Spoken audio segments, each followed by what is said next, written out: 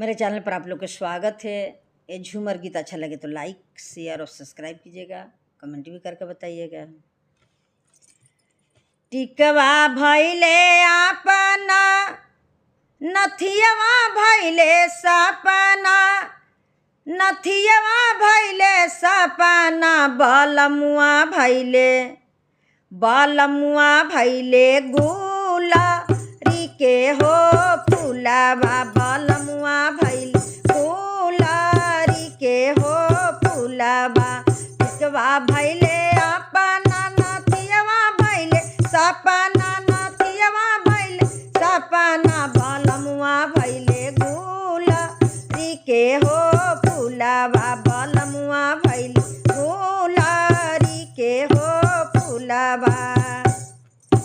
जाहू तू भैला पिया गुलरी के फूलवा, रे गुलरी के फूलवा। जहरिया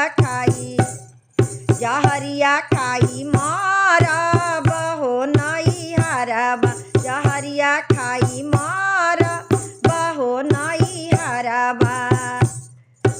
काहे लागी धनिया जहरिया खाई मारबू, जहरिया खाई मारबू। कमैया आधा भेज बहो नहीं हरबा, कमैया आधा भेज बहो नहीं हरबा।